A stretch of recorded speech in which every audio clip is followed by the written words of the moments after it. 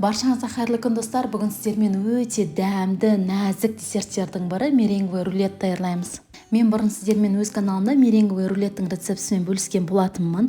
Бұл рецепт сәл өзгешеленеді. Меренговый рулеттің жасалу жолында еш қиындық жоқ. Ең бастысы мен айтып өтетін ережелерді сақтасаңыз болғаны. Меренговый рулет үшін бізге 190 грамм ақуыз, 260 грамм қант, 20 грамм кукуруз крахмалы, 1 шай қасық лимон шырыны және 1 шымшым тұз қажет. Ең бастысы ақуыз салынатын ыдыс таза әрі құрғақ болуы тиіс. Оның ішінде 1 грамм май немесе су болмауы тиіс. Және ақуыз бен сарыуызды бөлген уақытта ақуызға 1 грамм сарыуыз түсіп кетпеуі тиіс. Ақуызға 1 шымшым тұз қосып, оны миксердің баяу жылдамдығымен араластырамыз. Ақуыз аздап көпіре бастаған уақытта біз қантты қоса бастаймыз. Қанттың бір бөлігін қосамыз, содан соң миксерлейміз. Осылайша қантты бірнеше бөлікке бөле отырып, ақуызға салып, миксердің орташа жылдамдығымен араластырамыз. Қанттың барлығын салып болғаннан соң миксердің жылдамдығын ұлғайтамыз. Ең жоғары жылдамдықта шамамен 5 минут көлемінде араластырамыз. Ақуызды до плотных пиков араластыруымыз қажет. Яғни миксердің басын көтерген уақытымызда ақуыз ешқайда ақпай, оның басында қатып тұруы тиіс.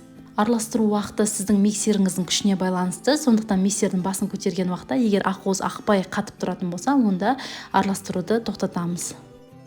Дайын болған ақуызға 1 шай қасық лимон шырынын қосып, оны силиконовый лопаткамен араластырамыз.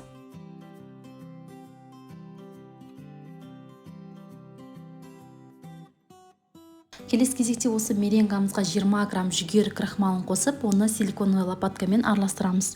Бұл жерде жүгері крахмалын картоп крахмалымен араластыруға болмайды.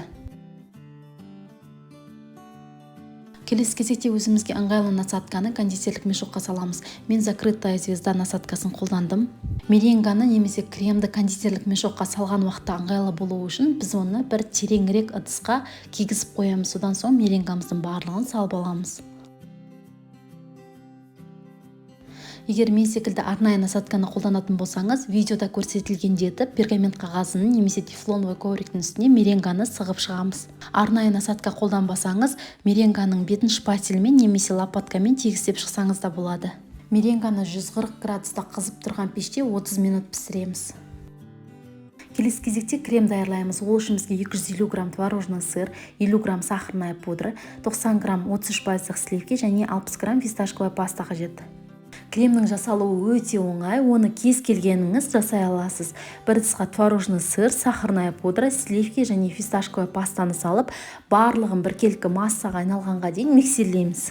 Фисташковая пастаның орнына кез келген басқа пастаны қолдансаңыз болады.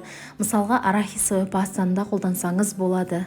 Фисташковая паста кремге өзінің әдемі, табиғи жасыл түсін береді. Меренга пісіп шыққан уақытта оның бетінде жұқа қатпарлы қабығы болады. Меренга пісіп шыққаннан соң оның бетіне пергамент қағазын қоямыз. Содан соң оның бетіне сетка қойып, видеода көрсетілгендей етіп, противеньді төңкеріп, осы меренганы сетканың үстінде суытатын боламыз.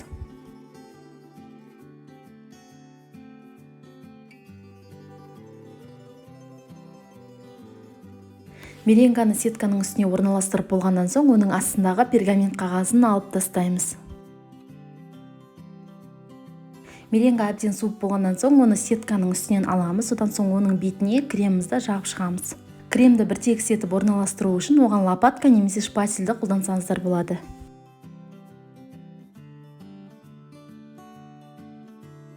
Кремді жағып болғаннан соң, оның бетіне кесілген клубника немесе малинаны сеуіп шығамыз.